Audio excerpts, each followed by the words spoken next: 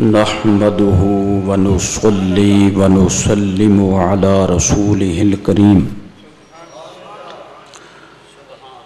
وعلى آله الطيبين الطاهرين وأصحابه الهادين المهديين الراشدين المرشدين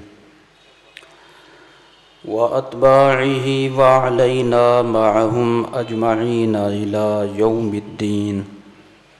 نشهد أن لا إله إلا الله وحده لا شريك له ونشهد أن سيدنا وسندنا وحبيبنا وشفيعنا ومولانا وملجانا ومولانا محمدا صلى الله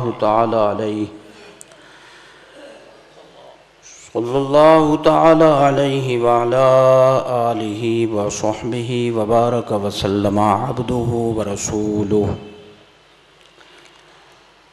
أما بعد فقد قال الله تعالى في الكلام المجيد والفرقان الحميد: فَصَلِّ لِرَبِّكَ وَانْحَرْ. وفي الحديث أن أصحاب رسول الله صلى الله تعالى عليه وسلم قالوا: يا رسول الله ما هذه الأضاحي؟ قال: سنة أبيكم إبراهيم عليه السلام. قالوا: فما لنا فيها؟ قال: بكل شعرة حسنة. قالوا: فما لنا في الصوف منها؟ قال: بكل شعرة من الصوف حسنة. صدق الله العظيم وبلغنا رسوله النبي الكريم ونحن على ذلك لمن الشاهدين والشاكرين والحمد لله رب العالمين. إن الله وملائكته يصلون على النبي يا أيها الذين آمنوا صلوا عليه وسلموا تسليما. اللهم صل وسلم وبارك على حبيبك وآله وصحبه أجمعين عدد خلقك ورضاء نفسك وزنة عرشك ومداد كلماتك. الصلاة والسلام عليك يا رسول الله. الصلاة والسلام عليك يا حبيب الله. الصلاة والسلام عليك يا سيد المرسلين. الصلاة والسلام عليك يا شفيع المذنبين وعلى آلك وأصحابك يا رحمة للعالمين.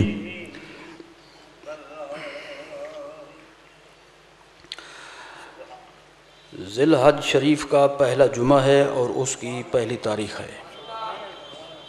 ان ایام کی مناسبت سے آج کے مختصر خطبے میں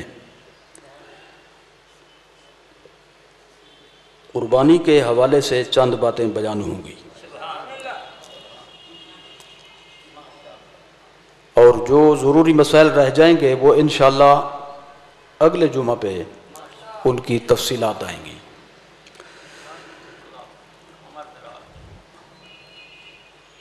پہلی بات اس حوالے سے یہ سمجھنی چاہیے کہ عربی زبان میں قربانی اور قربانی کے جانور کے لیے 4 قسم کے الفاظ استعمال ہوتے ہیں. اضحیہ اور دوسرا لفظ ہے اضحیہ. شکل دونوں کی ایک ہی ہے، لکھنے میں پڑھنے میں صرف یہ فرق ہے کہ حمزہ پر جو شروع میں الف کی شکل پہ ہے اس پر فتح پڑی جائے یا اس پر ضم پڑا جائے، کسرہ پڑا جائے، کیا پڑا جائے. تو اس سلسلے میں کسرہ اور ضمہ یعنی پیش اور زیر تو دو لفظ قربانی کے لیے جو استعمال ہوتے ہیں، ایک ہے اضحیہ اور دوسرا ہے اضحیہ. تیسرا لفظ ہے ضحیۃ، ضحیہ، اور چوتھا لفظ ہے اضحیٰ. جب اضحیہ اور اضحیہ قربانی کے جانور کے لیے بولا جائے تو اس کی جمع آتی ہے اضاحی، اور ضحیہ اس کے لیے بولا جائے تو اس کی جمع آتی ہے عربی زبان میں ضحایا. اضحیٰ پڑھیں اس کے لیے تو اس کی جمع آتی ہے اضحیٰ، جیسے آپ کہتے ہیں عید اضحیٰ، یعنی وہ عید جس پہ قربانیاں کی جاتی ہیں. اضحیٰ جمع کا صیغہ ہے، اضحیٰ پڑھنا غلط ہے. اب اس کے بعد یہ سمجھیے کہ قربانی کی تاریخ بڑی قدیم ہے. پہلی شریعتوں میں بھی اس کا وجود موجود ہے، حتیٰ کہ اللہ تعالیٰ کے اس روئے زمین پر مبعوث کیے جانے والے نبیوں اور رسولوں میں سب سے پہلے نبی حضرت ابو البشر سیدنا آدم علیہ السلام، آپ کے دور میں بھی قربانی کے ہونے کا تصور موجود ہے. آپ کے 2 بیٹوں کا قصہ بڑا مشہور ہے، اور قرآن شریف میں سورۃ مائدہ شریف میں بھی اس کی تفصیل موجود ہے. ایک پورا رکوع تقریباً کم و بیش اس واقعے کے بیان پر مشتمل ہے. وَاتْلُ عَلَيْهِمْ نَبَأَ ابْنَيْ آدَمَ بِالْحَقِّ إِذْ قَرَّبَا قُرْبَانًا فَتُقُبِّلَ مِنْ أَحَدِهِمَا وَلَمْ يُتَقَبَّلْ مِنَ الْآخَرِ. خلاصہ اس کا یہ بنتا ہے کہ حضرت آدم علیہ السلام کے 2 بیٹوں میں کسی مسئلے پہ اختلاف پڑ گیا. اب اس کا حل یہ حل طے ہوا کہ دونوں اپنے اپنی قربانی پیش کریں. جس کی قربانی قبول ہو گئی وہ سچا ہے، اور جس کی قربانی قبول نہ ہوئی وہ اپنے موقف میں غلط ہے. اور یہ واقعہ حضرت سیدنا آدم علیہ السلام کی موجودگی میں ہوا. قربانی کی گئی، ایک بھائی کی قربانی قبول ہو گئی اور دوسرے کی رد ہو گئی. قبول اور رد ہونے کا معیار اس دور میں یہ تھا کہ جس کی قربانی قبول ہوتی مخصوص جگہ پہ جانور کو قربان کرنے کے بعد رکھ دیتے، تو آسمان کی بجلی آ کر جس کی قربانی قبول ہوتی اسے جلا دیتی، اور دوسری ویسے کی ویسے پڑی رہتی، اس میں بدبو پھیل جاتی. اس کا مطلب یہ ہوتا تھا کہ اس بندے کا یہ موقف غلط ہے، صحیح نہیں ہے. تسلسل کے ساتھ مختلف شرائع کے حوالے سے قربانی کا تصور قرآن شریف میں موجود ہے. بے قربان تاکلہ النار، حضرت سیدنا موسیٰ علیہ السلام کے حوالے سے آپ کے حالات میں یہ بات موجود ہے. اس کے بعد قربانی کا جو عظیم سلسلہ جاری ہوا وہ ہوا حضرت سیدنا جد الانبیاء حضرت خلیل اللہ سیدنا ابراہیم علی نبینا وعلیہ التحیۃ والتسلیم. آپ کے زمانے میں اس مسئلے کا ظہور نمایاں طور پر ہوا. قربانیاں جانوروں کی تو ہوتی تھی، لیکن اللہ تعالیٰ نے ان سے فرمایا کہ میں آپ سے ایک منفرد قربانی لینا چاہتا ہوں. جی میرے مالک. فرمایا اپنے بیٹے کو ذبح کرو، میری راہ میں میری رضا کے لیے اپنے بیٹے کو ذبح کر دو، اور اسی طرح اس کا گلا کاٹو جس طرح ایک یعنی اونٹ گائے وغیرہ کا گلا کاٹا جاتا ہے قربان کرتے وقت. ایک تو ہوتا ہے نا نارو کی حد تک، غلامی رسول میں پگھل تو نہیں کہ گرمی سے ہے، قبول ہے یا نہیں؟ الحمدللہ. ایک ہوتا ہے نعرے کی حد تک، عقیدت کے اظہار کی حد تک. ایک ہوتا ہے پہلوان کا پتہ چلتا ہے اکھاڑے میں، کشتی کے میدان میں کہ بھئی کون اپنے نعرے پر عملی طور پر سامنے آتا ہے اور کون نہیں آتا. حضرت سیدنا ابراہیم علیہ السلام نے اللہ تعالیٰ کے اس حکم پر عمل کر کے دکھایا. اس سے زیادہ سبحان اللہ اس شہزادے پر سیدنا اسماعیل علیہ السلام کے سامنے حضرت ابراہیم علیہ السلام نے یہ بات رکھی. میرے بیٹے ایک خصوصی بات کرنی ہے آپ سے. انی ارا فی المنام انی اذبحک. پورا معنی یہ بنتا ہے کہ اللہ کا حکم ہے مجھے، اور یہ حکم ہے خواب کی حالت میں. کس میں؟ میں ایک مسئلہ بتانا چاہتا ہوں یہاں پہ. نبی کا خواب بھی وہی ہوتا ہے. جی نبی کا خواب بھی. تو جس کے خواب کا مقابلہ نہیں اس رسالت مآب کا کیا مقابلہ ہو سکتا ہے؟ اگر نبی کا خواب وہی نہ ہو تو خواب کی بنیاد پر بیٹے کو ذبح کر دینا اس کا کیا جواب بنتا ہے؟ تو معلوم ہوا قطعی طور پر نبی کا خواب اللہ تعالیٰ کی وہی ہوتا ہے. لہذا ہمارا خواب اور ہے، نبی کا خواب اور ہے. لہذا آگے یہ کہنا پڑے گا امتی اور ہوتا ہے، نبی اور ہوتا ہے. اب ذرا توجہ فرمائیں. حضرت سیدنا ابراہیم علیہ السلام نے اپنے شہزادے کے سامنے یہ بات رکھی. بیٹے مجھے خواب میں یہ حکم دیا جا رہا ہے، آپ کی کیا رائے، میں کیا کروں؟ انہوں نے بھی بلا توقف جواب دیا. اس طرح نہیں کہ جس طرح آپ کو زبردستی بلوایا جا رہا ہے کھینچا تانی سے، نہیں، بس بات سامنے رکھی. انہوں نے کیا کہا؟ یا ابت افعل ماذا ترى. جی میرے ابا، میرے حضور والد گرامی، پوچھنے کی کیا بات ہے؟ جب اللہ کا حکم ہے تو مجھ سے بھی پوچھنے کی ضرورت نہ تھی. یا ابت افعل ما تؤمر ماذا ترانی ما تفعل ما تؤمر، جس کا آپ کو حکم دیا جا رہا ہے. سبحان اللہ. آگے شہزادے نے یہ نہیں کہا خواب غلط بھی ہو سکتا ہے، کیونکہ ان کو بھی پتا تھا نبی کا خواب اور ہوتا ہے، غیر نبی کا خواب اور ہوتا ہے. کیا فرمایا انہوں نے؟ یا ابت افعل ماذا تؤمر، جس کا آپ کو حکم دیا جا رہا ہے کر گزرے ہیں. باقی آپ مجھ سے پوچھنا چاہتے ہیں؟ جی ستجدنی انشاءاللہ من الصابرین، میں اللہ کے خلیل کا بیٹا ہوں، میں کر کے دکھاؤں گا. سبحان اللہ. تو یہ تصور قربانی کا اس دور سے ہمت کرو موجود ہے. خیر وہ آزمائش تھی، نہ اللہ ذبح کرانا چاہتا تھا اسماعیل علیہ السلام کو، نہ حضرت ابراہیم علیہ السلام کو قطعی طور پر یہ حکم دے کر یہ کام کرانا چاہتا تھا. آزمائش تھی ان کی. کیا تھی؟ آزمائش تھی. وجہ یہ بھی تھی کہ حضور سرور عالم صلی اللہ تعالی وسلم حضرت اسماعیل علیہ السلام کی اولاد سے ہیں. کن کی؟ تو اگر وہ ذبح ہو جاتا تو سرکار کیسے تشریف لاتے؟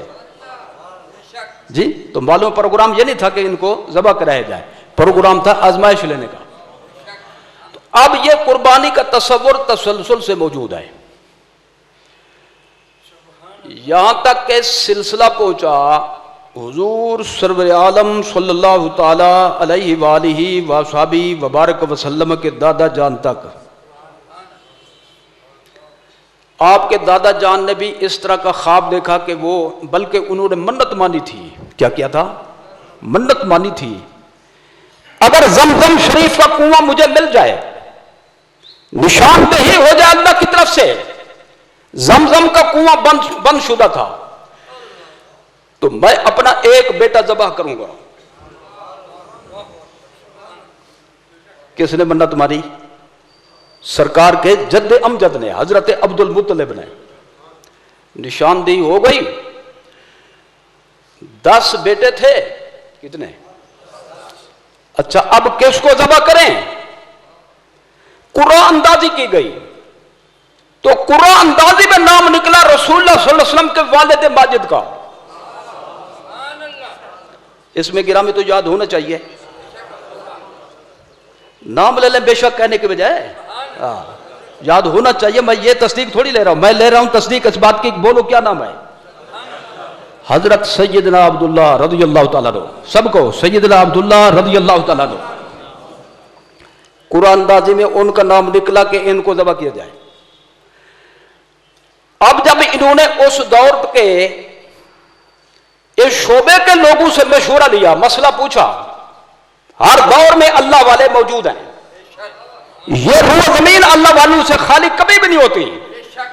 سرکار نے فرمایا جب قیامت آئے گی اس وقت آئے گی جب ایک بھی اللہ والا نہیں ہوگا، جی ایک بھی اللہ کو ماننے والا، اللہ کے رسول کو ماننے والا جب نہیں ہوگا، زمین پر فساد برپا ہو جائے گا، یہ دنیا ختم ہو جائے گی۔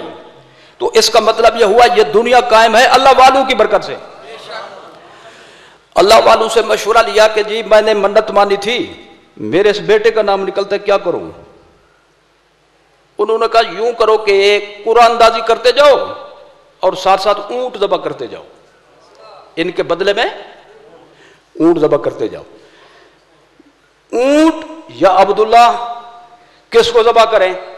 نام نکلتا حضرت عبداللہ کو، ایک اور اونٹ ذبح کر دیا، پھر قرآن اندازی، پھر ان کا نام، جی حتیٰ کہ کرتے کرتے کرتے حضرت عبداللہ کی بجائے اونٹ کا نام نکلا۔ تو اس دور کے لوگوں نے بتایا جب اونٹ کا نام نکلا ہے تو اس کا مطلب یہ ہے کہ نصاب پورا ہو گیا ہے۔ اسی لیے سرکار کا فرمان ہے انا ابن الذبیحتین، انا ابن الذبیحتین، میرے آبائے کرام کے سلسلے میں میرے دو آبائے کرام ایسے ہیں جو ذبیح اللہ ہیں۔ کیا ہے جی؟ ایک حضرت عبداللہ اور دوسرے حضرت سیدنا اسماعیل ذبیح اللہ۔ یہ قربانی کی تاریخ بڑی قدیم ہے۔ اب میں یہ عرض کرنا چاہوں گا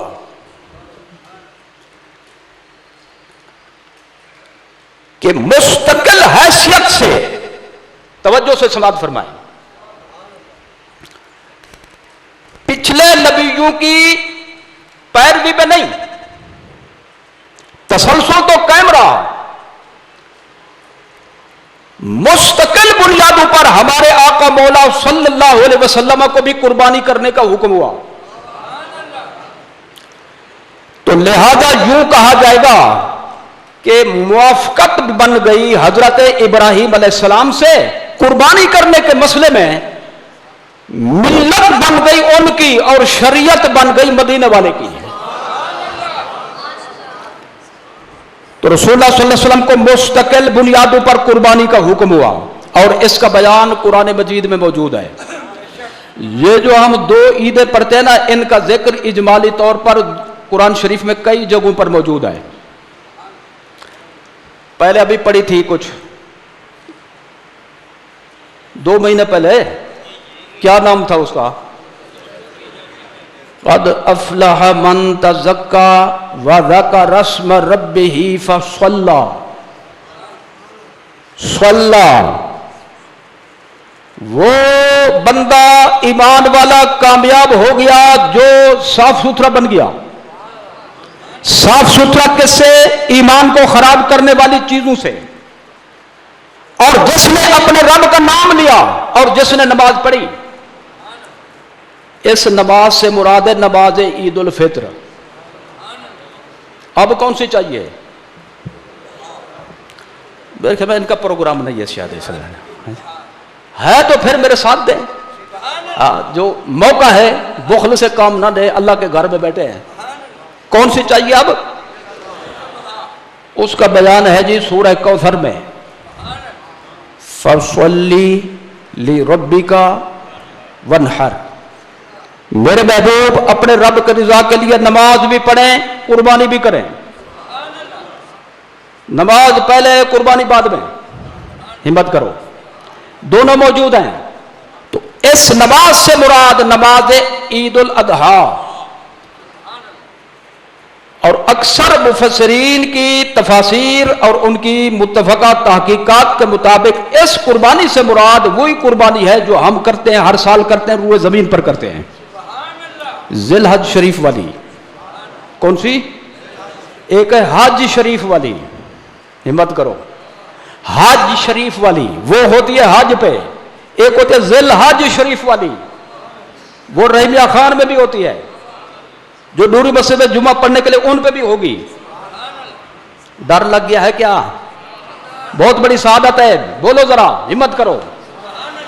تو مستقل بنیادوں پر اللہ تعالیٰ نے اپنے حبیب کو بھی اس کا حکم دیا. قربانی پیچھے سے چلی آ رہی ہے اور مستقل حیثیت سے حضور کو بھی اس کا حکم ہوا، یعنی اس سلسلے کو بند نہیں کیا گیا. قربانی ضروری ہوتی ہے. کیا ہوتی ہے جی؟ ضروری ہوتی ہے، کیونکہ اس سے کھرے کھوٹے کی پہچان ہوتی ہے. کیا ہوتی ہے؟ لیلا مجنو کے قصے بڑے مشہور ہیں، اس کے حالات میں یہ بات لکھی ہوئی ہے. ایک بندہ بن گیا بناوٹی مجنو. بندہ بھیجا لیلا کے پاس، اس سے کہو کہ مجنو آیا بیٹھا ہے، اس کو بھوک لگی ہے. وہ کہتا ہے کوئی چوری شروع کھلا دو، مجھے چوری کھلا دو. کیا چڑھتے ہو کیا؟ بھی حلوے سے بھی چڑھتے ہو، چوری سے بھی چڑھتے ہو، اب میں کون سی چیز پیش کروں آپ کو؟ اس نے چوری بنا دی، وہ کھا گیا. دوسرے دن پھر بندہ بھیجا، پھر تیار کر دی، پھر کھا گیا. تیسرے دن اب لیلا کو خیال پیدا ہوا کہ میں دیکھوں تو صحیح یہ وہی مجنو ہے یا کوئی اور ہے. آج تیسرے چوتھے دن اس نے چوری دینے کے بجائے چھری بھیجی. کیا بھیجی؟ چھری. تھال میں رکھا، اوپر رکھا کندورا، روٹی کا رومال یا کندوری، چھوٹا سا رومال. جاؤ میرے مجنو کو جا کر دو. وہ جب کھولے اور اس کو وہ چونک اٹھے، بھئی یہ کیا؟ روزانہ چوری ہوتی ہے تو چھری کیوں ہے؟ تو اس سے کہنا کہ جس کی 3 دن تم نے چوری کھائی ہے وہ 3 قطرے خون مانگتی ہے. حضرت صاحب بیٹھے تھے چوری کے انتظار میں، کپڑا ہٹایا، نیچے سے چھری نکلی، چونک گئے، یعنی چھرکی نکل گئی. ہاں اب آیا مزہ. تو کہتے ہیں اے کیا وہ ہے؟ چوری کہاں گئی؟ چھری کیوں ہے؟ کہاں سے آئی؟ اس نے کہا جس کی چوری 3 دن کھائی ہے نا، وہ کہتی ہے اگر واقعی میرے مجنو ہو، محبت ہے تمہیں سچی، تو آج 3 قطرے میرے تمہارے خون کے مجھے چاہیے. وہ کہتے ہیں چل بھائی چل، ہم چوری کھانے والے مجنو ہیں، خون دینے والے کوئی اور ہوں گے. خون تو بات کی بات ہے، بولو تو صحیح پتہ چلے کہ بھائی. تو یہ قربانی ضروری ہوتی ہے، پتہ چلتا ہے کھرا کون ہے. بولو. جہاد کے موضوع پر بڑا دھواں دھار خطاب سنا. شہید کی یہ فضیلت ہے، شہید کا وہ رتبہ ہے، سارے گناہ معاف ہو جاتے ہیں، بخشایا ہوتا ہے. وہ قیامت کے دن مسلمانوں کی شفاعت کا منصب بھی اس کو ملے گا. بڑے بڑے رتبے ہیں. سیدھا اس کی روح سبز پرندے کی شکل اختیار کر کے جنت میں جاتی ہے. اللہ فرماتے تو جہاں چل پھر کھا پی، تجھ پر کوئی پابندی نہیں. سبحان اللہ صاحب نے کہی. ایک بابا کھڑا ہو گیا، کہتے ہیں مولوی جی. جی جناب بابا جی، شہید ہونے کو تو جی بڑا چاہتا ہے فضیلت سن کر، لیکن سنا ہے کہ جان سے مار دیتے ہیں. شہید ہونے کو جی چاہتا ہے لیکن سنا ہے کہ جان سے مار دیتے ہیں. تو مطلب بات سمجھانا ہے جی، مثال دے کر بات سمجھانا خود خدا کی سنت ہے، مدینے والے مصطفیٰ کی سنت ہے، مراد مصطفیٰ فاروق اعظم کی سنت ہے. جی میں نے یہ مثال اس لیے دی کہ قربانی دینا ضروری ہے. قربانی کا ہونا بھی ایمان کا حصہ ہے، قربانی پیش کرنا بھی ایمان کا حصہ ہے. جو ہوتا ہے کنجوس، مکھی چوس، جی بخیل وغیرہ وغیرہ، تو وہ لیت و لال سے کام لیتا ہے، اللہ کی راہ میں بھی نہیں دیتا. ایک بخیل مرنے لگا، کبھی بھی اس نے کوئی سخاوت نہ کی. جب مرنے لگا کسی نے کہا کہ بھائی اب تو کچھ دے دو اللہ کی راہ میں، اب تو مر رہے ہو. اس نے کہا جان جیسی چیز دے رہا ہوں. کیا دے رہا ہوں؟ وہ دے نہیں رہا، وہ لے رہے ہیں. دینا اور ہوتا ہے، خوشی سے دینا اور ہوتا ہے. لے لینا کسی کی اور ہوتا ہے، خوشی سے کسی کا پیش کرنا اور ہوتا ہے. بے ساختہ بولنا اور ہوتا ہے، فرمیشی بلوانا اور ہوتا ہے. سبحان اللہ. چلو کسی طرح تو سبحان اللہ کہے. تو یہ قربانی کا ہونا ضروری ہے. قربانی یا ہوتی ہے جان کی یا ہوتی ہے مال کی. اور اللہ کیا فرماتا ہے قرآن میں، ان اللہ اشترى من المؤمنین انفسهم واموالهم بان لهم الجنہ. او مومنو، میرے نبی کے ہاتھ پر بکے ہوئے مسلمانوں، کیونکہ ایمان کا مطلب ہوتا ہے اپنے آپ کو گروی رکھنا. جی گروی رکھنا، بک جانا کسی کے ہاتھ پہ. تو مومن مومن نہیں بن سکتا جب تک مدینے والے کی سچی غلامی نہ ہو. سودا کرنے والا اللہ، درمیان میں سودا کرانے والے رسول اللہ. سب کہو صلی اللہ علیہ وآلہ وسلم. مومنو، ایمان والو، آؤ میرے ساتھ سودا کرو میرے حبیب، مطلب یہ میرے حبیب کے توسط سے. جان تمہیں میں نے دی، حقیقی مالک میں ہوں.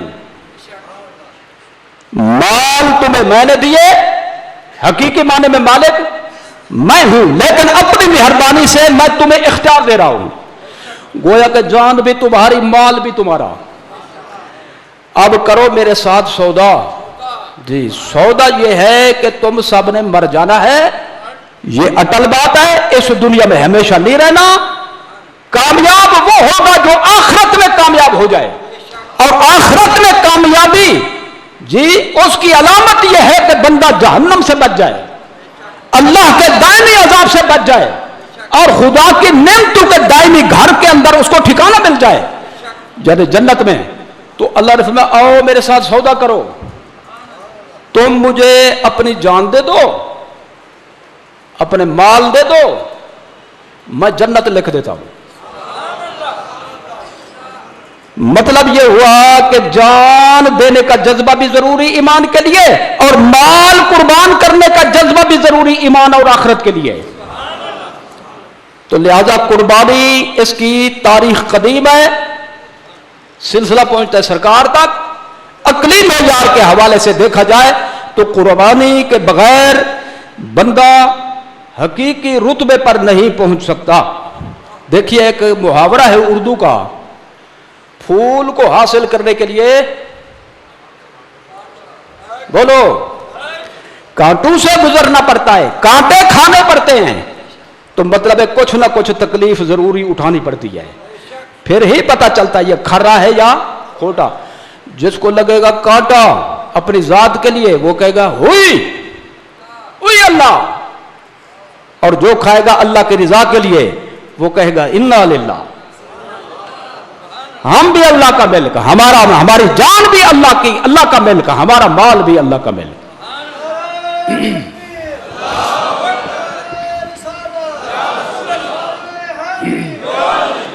ایک شکر ادا کر لیں سب مل کر کہ یہ الحمدللہ. جب تک نہیں بولو گے میں جواب نہیں دوں گا کیوں کہلا رہا ہوں. سب کہو، سب کہو.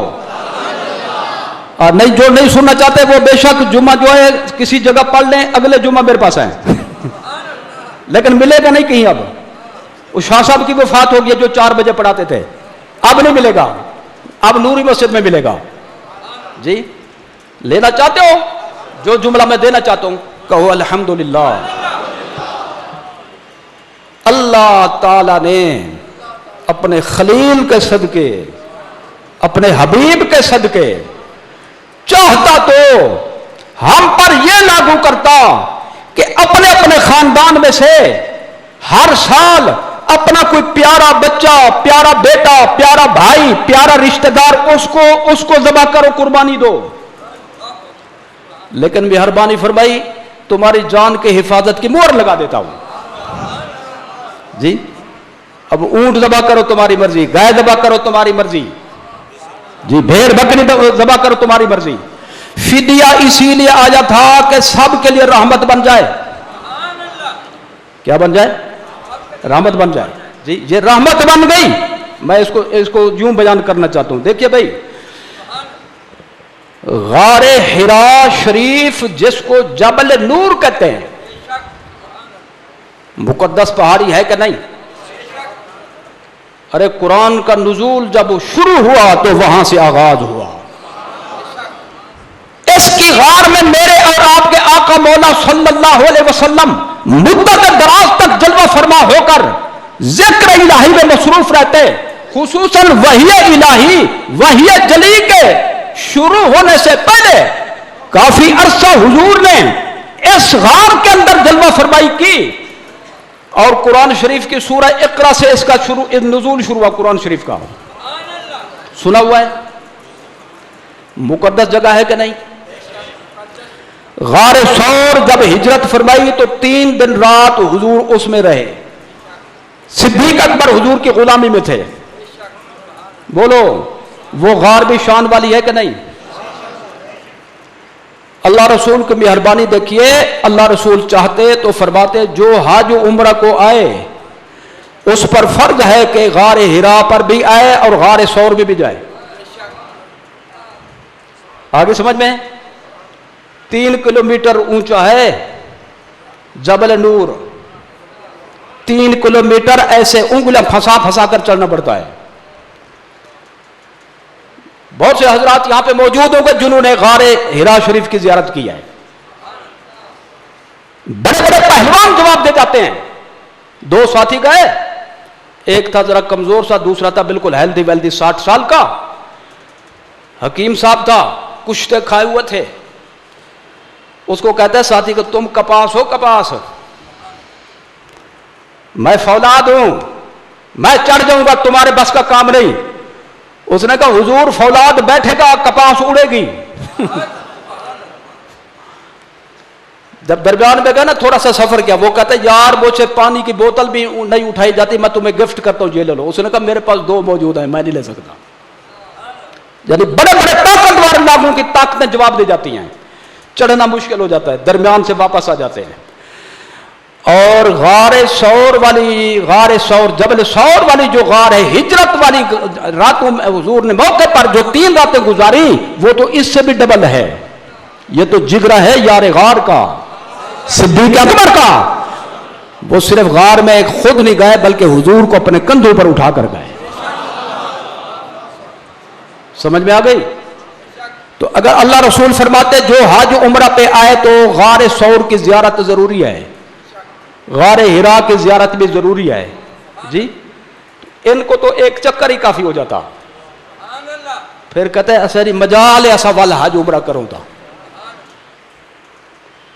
لیاقت پور کا ایک پٹواری گیا تھا سن تقریباً کوئی یہ 45-50 میں, پاکستان بننے کے تھوڑی سے قریب, یہ پہلے یا بعد میں. صحبتیں تھی بڑی, سفر تھے اونٹوں کے یا جانوروں کے, اور وہ جو اونٹ چلانے والے جانور چلانے والے ہوتے تھے وہ بڑے غضب کے جوشیلے ہوتے تھے. لیول تھوڑا سا خراب ہوا تو وہ ڈنڈا نہیں مارتے تھے بلکہ لوہے کے سریے سے مارتے تھے. سیدھے ہو کر بیٹھو, گھومتے بھی تھے. جی یا شیخ المیزان, جی وہ کجاوے ہوتے تھے نا اونٹوں پہ, وزن نیچے آ جا تو وہ نیچے جو ہے وہ سریا گھومتا تھا پیٹھ کے اندر, اور کہتا تھا یا شیخ المیزان لیول صحیح کرو. بہت سے لوگ بھاگ جاتے تھے بیچارے, وہ کہتے تھے پیدل ہی صحیح ہے ان لوہے کے گرزوں کے کھانے سے. یہ صحبتیں جب پڑی نا واپس آیا گھر, لیاقت پور کا تھا, 3-4 مہینے جتنے بھی لگے ساری برادری کو جمع کیا. سارے کہتے مبارک مبارک مبارک. اس نے کہا سارا خوبے, لیکن میں نے آپ کو اس لیے جمع نہیں کیا, میں نے اس لیے تمہیں جمع کیا, میں وصیت کرنا چاہتا ہوں حج کوئی نہ پیا کرے. میرے مانو حج پہ نہیں جانا. کیا کہا ہے؟ خیر کچھ بد روحیں بھی ہوتی ہیں جی, لیکن جو اہل محبت ہوتے ہیں ان کو جتنا تکلیف ہو ان کو اتنا راحت ملتی ہے. اعلی حضرت کو پاؤں میں کنڈا لگ گیا, کانٹا لگ گیا, سبحان اللہ, کانٹا چبھ گیا, پیوست ہو گیا پاؤں میں. ساتھیوں نے نکالنے کی کوشش کی, فرمایا نکالو مت, اس کو اندر رہنے دو. اور اس پر ایک نعت بنائی, نعت لکھی, हुजूर के सहरा मुबारक के कांटे को मुखातम करके आपने एक मोहब्बत वाला कलाम ये लिखा, खारे सहराए नबी, खारे सहराए नबी, पाँव से क्या काम तुझे, आ मेरी जान मेरे दिल में है रास्ता तेरा, आ मेरी जान मेरे दिल में है रास्ता तेरा। हमारे हजरत का भी ऐसा वाक़या हुजूर ग़िज़ाली अज़मा का, उन्होंने भी कांटा नहीं निकाला। तो जो आहले मोहब्बत होते हैं उनको मजा आता है इसमें, थोड़ा सा चुभेगा तो मदीना याद आएगा। वो यानी बदबख्त था, क्या था, उसने वसीयत की भी हाज कोई ना करे। मतलब है हाज में सऊबतें होती हैं, ऐसे हाजी थोड़ा बन जाता है। नमाजी उस वक्त बनता है जब आखिरी नमाज भी पढ़े दुनिया से जाते हुए। रोजेदार पक्का उस वक्त शुमार होता है जब आखिरी रोजा भी रखे दुनिया से जाते हुए। ज़कात देने वाला तब शुमार होता है जब फरीदा पूरी जिंदगी में अदा करता रहे।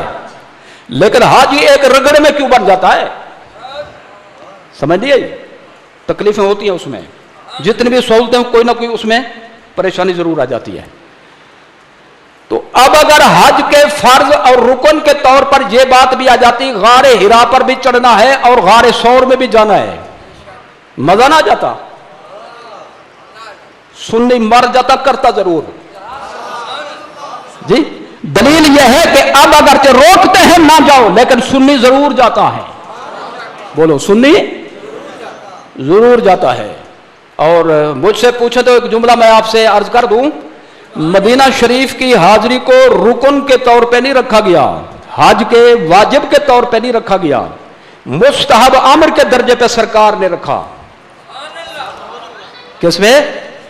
लेकिन मुस्तहब हो सकता है कि यह फर्ज से भी ऊपर हो, यह वाजिब से भी ऊपर हो, बल्कि यकीनन ऊपर है। क्योंकि रंग लगता है तो इसी वजह से लगता है। हाज को रंग लगता है तो हाजिरी नबी से, उम्र को रंग लगता है तो दरबार रसालत सल्लल्लाहु अलैहि वसल्लम की हाजिरी से।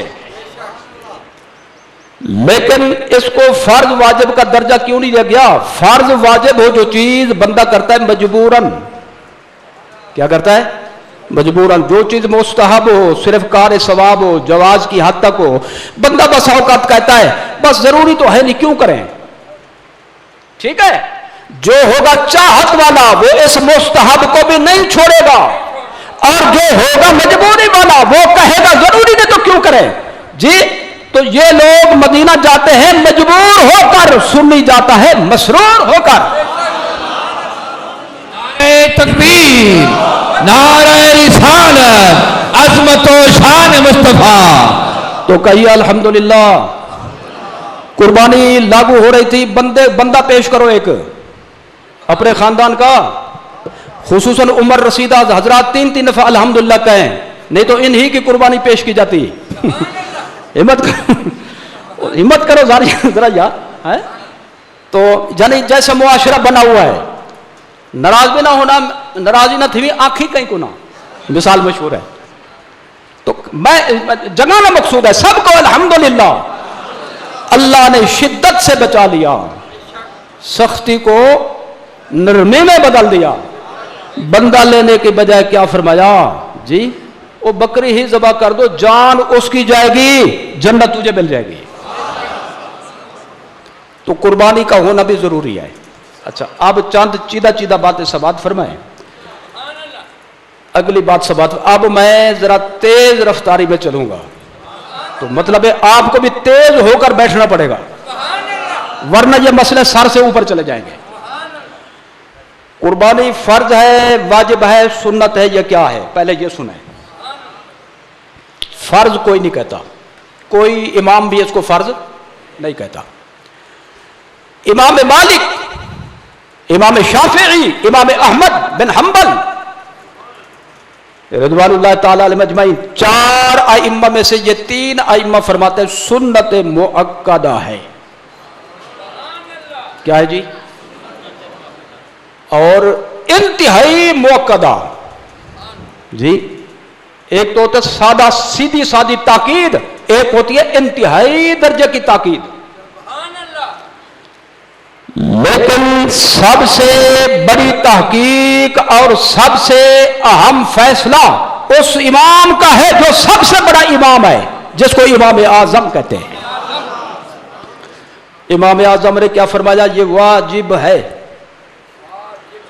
قربانی واجب ہے، واجب فرض کے قریب ہوتی ہے۔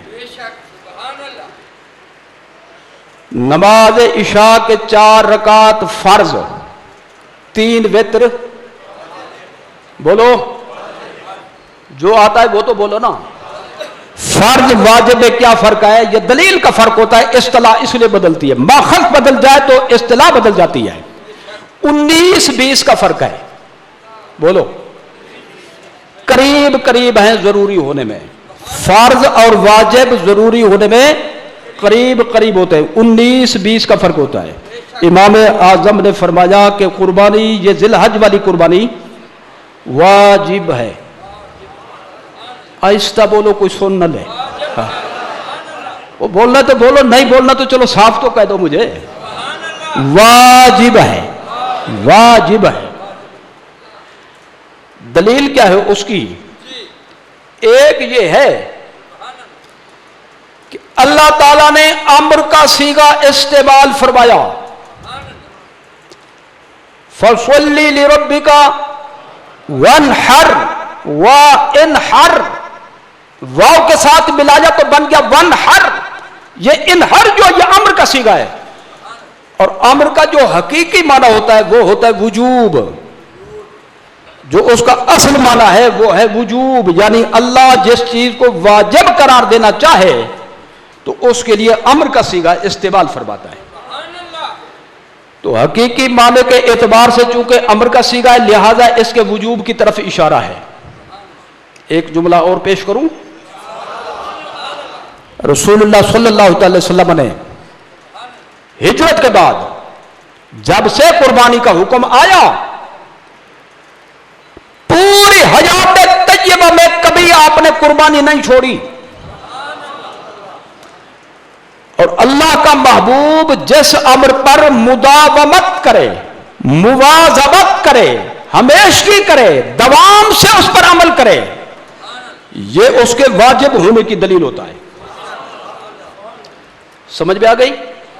یہ سمجھانا مقصود ہے کہ یہ سنت موقدہ کی حد تک نہیں، اعظم تحقیق، امام اعظم کی تحقیق ہے، وہ کیا فرماتے ہیں؟ واجب ہے۔ ایک بات اور بتاؤں، ایک آدمی نماز پڑھ رہا تھا، بھولے سے اس نے سورت ملانا چھوڑ دی، مثلا پہلی رکعت میں فاتحہ پڑھی لیکن سورت ملانا اس کو بھول گیا، وہ نماز پڑھ لی اس نے، آخر تک پہنچ گیا، تو اب کیا کرے گا؟ بولو کیا کرے گا؟ بھول کر ہو تو، جان بوجھ کر ہو تو اور مسئلہ بنتا ہے، بھول کر ہو تو سجدہ سہو کرے گا تو تلافی ہوگی، سجدہ سہو لازم، بولو اگر سجدہ سہو نہ کر سکے تو نماز ہو جائے گی مکروہ تحریمی۔ کیا ہو جائے گی؟ مکروہ تحریمی کا مطلب یہ ہوگا کہ فرض تو ادا ہو گیا ہے لیکن نہ ہونے کے برابر، لہذا دوبارہ پڑھے، واجب الاعادہ ہے۔ کیا ہے جی؟ واجب الاعادہ ہے، اگر اعادہ ضروری نہ ہو تو نماز واجب الاعادہ نہ ہو۔ اگر مثال سے یہ بات سمجھ گئے آپ تو آئیے میں قربانی کی بات پیش کرتا ہوں، سنیے، بخاری مسلم میں یہ حدیث موجود ہے، میرے اور آپ کے آقا مولا صلی اللہ علیہ وسلم نے آپ نے خطاب فرمایا، عید کے دن فرمایا، سبحان اللہ، نماز عید کے موقع پہ فرمایا، جی 10ویں ذی الحجہ کو فرمایا، اور پیارے شہر مدینے میں فرمایا، صحابہ کرام کی جماعت سے فرمایا، فرمایا جس شخص نے نماز عید سے پہلے قربانی کر لی ہو، اس کی قربانی نہ ہوئی تو اب کیا کرے؟ فَلْيَذْبَحْ مَكَانَهَا أُخْرَى، اب وہ اس کی بجائے اور قربانی کرے۔ اگر واجب نہ ہوتی تو اعادہ کیوں؟ اگر سمجھ آئی ہے تو سکوت کیوں؟ इरादा उस चीज का होता है जो वाजिब हो। तो सरकार ने क्या फरमाया, जिसने टाइम से पहले कर दिया उसकी कुर्बानी नहीं है, वो गोश्त है जैसे रोजाना खरीद करते हो कसाब से, जी आम खाने के अंदर जो इस्तेमाल करते हो। जो ईद के दिन कुर्बानी करे और नवाज ईद से पहले करे जहां ईद जरूरी है तो उसकी कुर्बानी ना हुई, तो हुजूर ने क्या फरमाया, उस पर लाजिम है कि उसके बदले में, तो अगर सिर्फ सुन्नत के दर्जे की होती तो हुजूर फरमाते कोई बात नहीं। तो मालूम सही तहकीक वही है जो इमाम आजम ने फरमाई। जी इमाम आजम क्या फरमाते हैं, वाजिब है। अच्छा, अब वाजिब जो है किस पे है,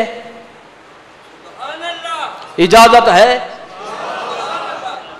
नीचे उतरने की या बयान करने की, जो प्रोग्राम मुझे भी बता दें किस पर वाजिब है। जो मुसलमान हो, बोलते जाओ,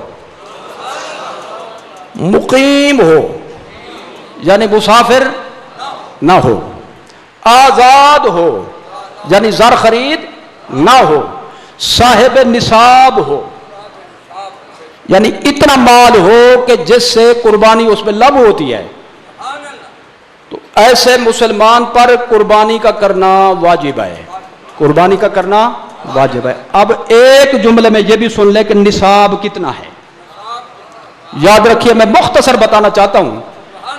एक होता है ज़कात का निसाब, एक होता है सदका फित्र का निसाब। कुर्बानी का निसाब वही है जो सदका फित्र का है।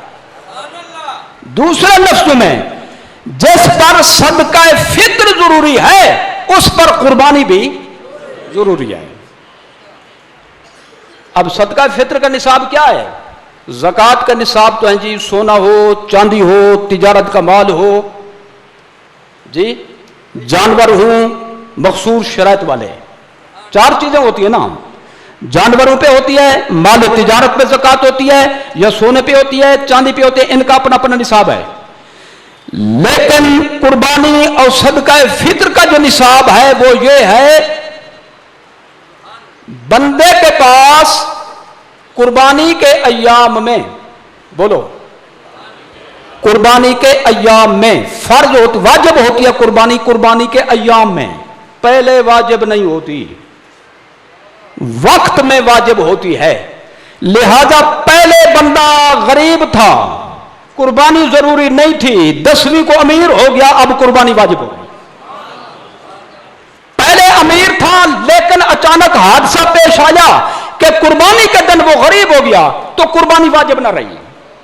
कुर्बानी वाजिब होगी कुर्बानी के वक्त में 10,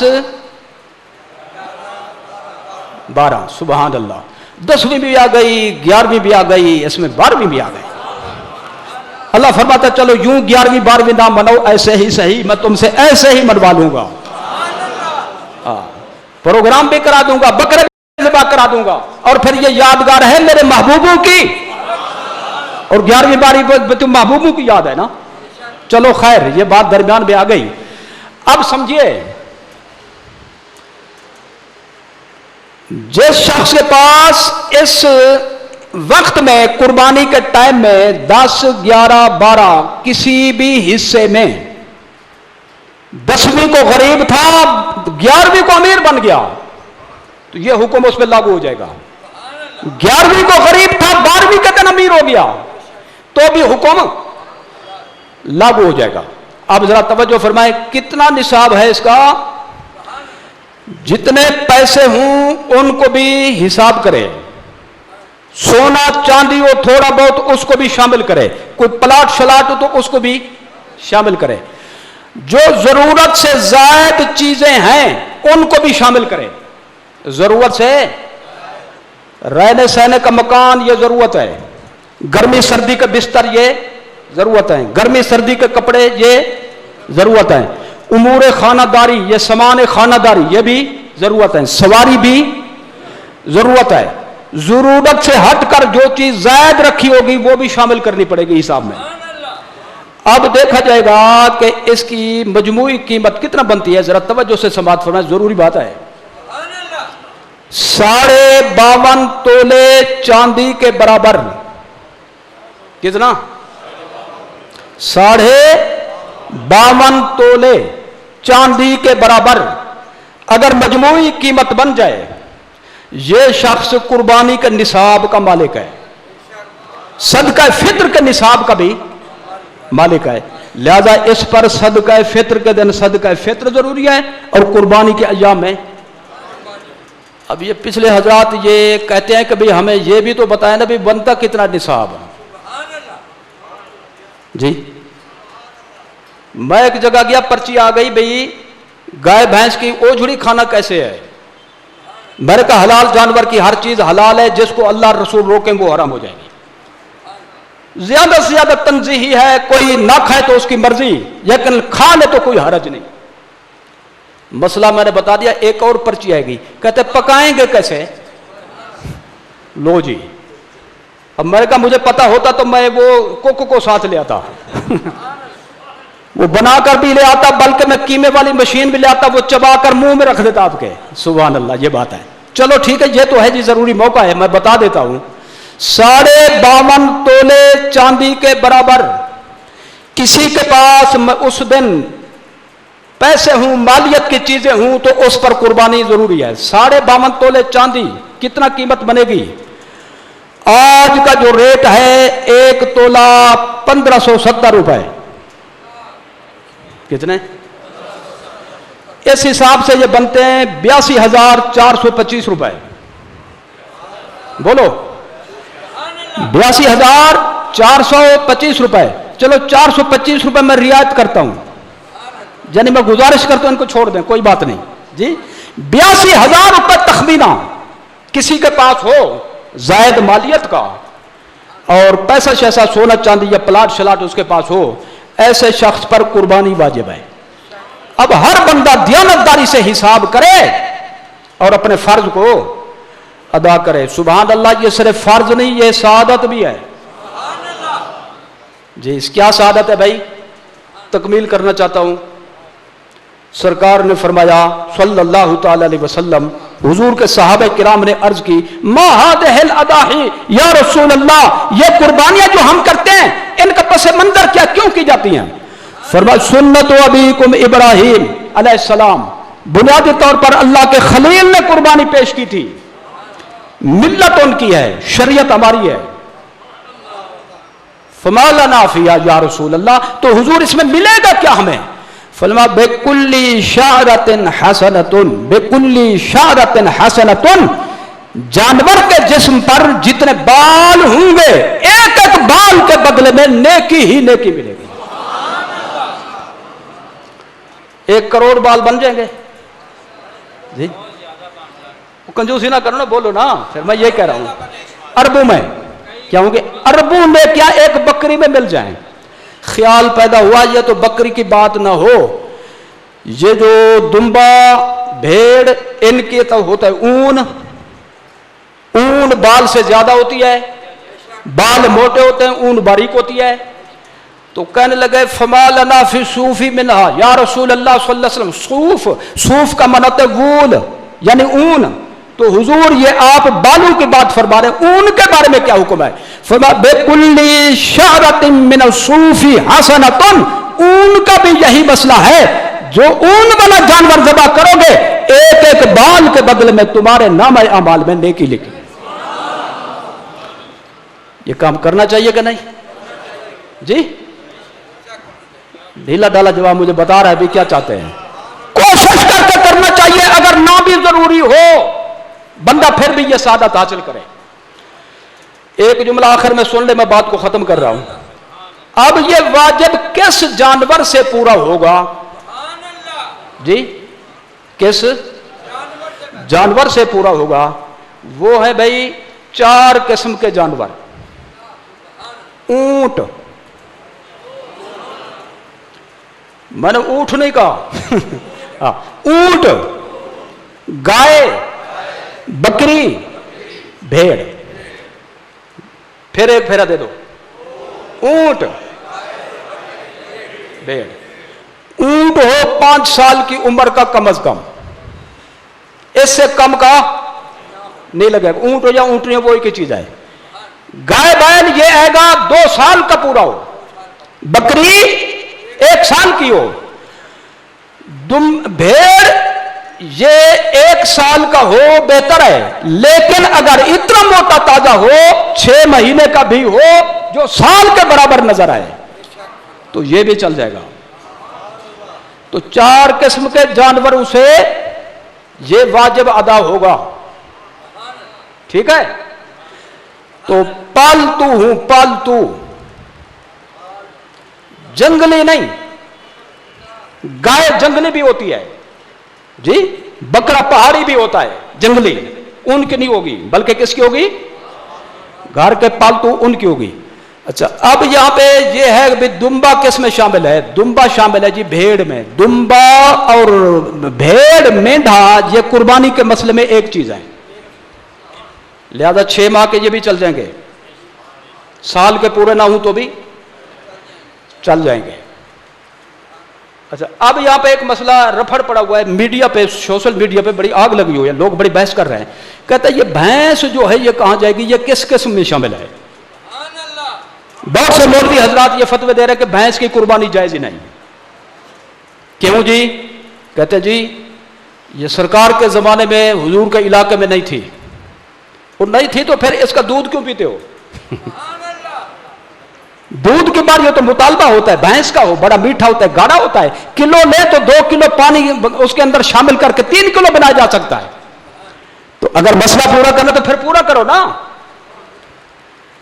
یہ غلط معیار ہے, صرف یہ دیکھنا پڑے گا یہ کس قسم میں شامل ہے. دیکھیے میں ایک دلیل پیش کرتا ہوں. ابھی 4 قسم کے جانور ہیں جی, کون کون سے؟ اونٹ, گائے, بکری, اور چوتھی بھیڑ. تو بھیڑ کی ایک قسم ہے یا دمبا والی قسم بھی شامل ہے اس میں؟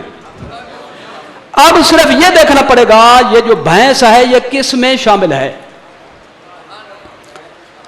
اس امام کا قول پیش کرتا ہوں جو امام اعظم. زکات کے مسئلے میں گائے کا بیان آتا ہے مستقل حیثیت سے, کتنی گائے ہوئی تو زکات ضروری ہوگی. تو اس میں ایک بحث یہ آتی ہے کہ بھینس کس میں شامل کرو گے. امام اعظم نے اپنے فتاوی کی کتب میں فرمایا آپ کا یہ قول محفوظ ہے. وہ بزرگ ہیں, تھک گئے, میری طرف دیکھیں آپ. اور امام مالک نے جنہوں نے پوری زندگی نبی کے مدینہ میں گزاری, حضور کے مصلی پر نماز پڑھائی, منبر پر خطبہ دیا, امام مسجد نبوی, خطیب مسجد نبوی, مولے میں مسجد نبوی, امام حرم نبوی حضرت امام مالک, وہ موطا مالک کے اندر یہ بات لکھتے ہیں. اور امام اعظم اپنے فتاوی کی کتب میں کیا فرمایا؟ الجوامیس کالبقری, الجوامیس کالبقری, یہ جو بھینسیں ہیں یہ گائے کی قسمیں ہیں. بھینس بھی گائے کی ایک قسم ہے, شکل صورت کا فرق ہے, لیکن مسائل کے حوالے سے جو حکم گائے کا ہوگا وہی حکم بھینس کا ہوگا. قربانی میں بھی یہ گائے ہے, زکات کے مسئلے میں بھی گائے ہے. سمجھ آ گئی؟ لہذا یہ آپ کو شبہ ڈالیں گے, لوگ کہیں گے بھی بھینس کی قربانی نہ کریں, کٹے کی نہ کریں گے جی. تو ان سے کہیں کہ پہلے ہمیں یہ بتائیں یہ کس قسم کا جانور ہے. یہ اونٹ ہے, بکری ہے, بھیڑ ہے, گائے ہے, کیا ہے؟ تو میں نے آپ کو بتا دیا. کیا بتا دیا؟ کہ بھینس جو ہے یہ گائے کے حکم میں ہے, مسائل میں گائے کے حکم میں. اچھا ایک لطیفے کی بات بھی سن لیں. جو حضرات یہ کہہ رہے ہیں نا کہ بھئی بھینس کی کٹے کی قربانی جائز نہیں, ان کی کتاب میرے پاس موجود ہے فتاوی ستاریہ جی, اس میں یہ بات موجود ہے. کہتا ہے جس کو جی قربانی کی طاقت نہ ہو, گائے کی, اونٹ کی, بکری کی, بھیڑ کی, میری طرف توجہ فرمائیں ذرا, گائے کی, بکری کی, بھیڑ کی, اونٹ کی قربانی کی طاقت نہ ہو تو فتاوی ستاریہ والا مولانا لکھتا ہے وہ مرغے کی قربانی کر لے.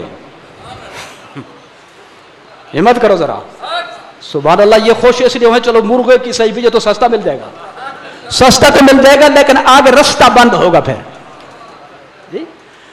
اور آگے لکھ دیا مرغا بھی نہ ملے انڈے کی کر دو. ہمت کرو, सुभान अल्लाह। ना मानने पे आए तो भैंस को भी ना माने, मानने पे तो कुक्कड़ ही मंजूर है, अंडा ही मंजूर है। तो ये वाजिब अदा होगा 4 किस्म के जानवरों से, ऊंट, गाय, बकरी, भेड़। दुम्बा भेड़ में शामिल और भैंस। अगर कोई कहे ना कि ये भैंस जो है गाय में शामिल नहीं, इनसे कहो भी हमें ये बताओ टेढ़ी बकरी की कुर्बानी जायज है या नहीं? क्या टेढ़ी बकरी की कुर्बानी जायज है या नहीं? ये कहेंगे जायज है। इनसे कहें फिर दिखाएं, मैं टेढ़ी का नाम दिखाएं। वो कहेंगे जब उसकी किस्म है तो जायज है। हम कहेंगे भैंस जब गाय की किस्म है तो जायज है। अगले जुमा इंशाल्लाह बाकी तफसीलात बयान होगी। अभी मैंने मौजू छेड़ा है, आपको छोड़ दिया है। अगले जुमा जल्द तशरीफ लाइएगा ताकि जल्द फारिग हो जाए। वमा अलैना इल्लल बलागुल मुबीन।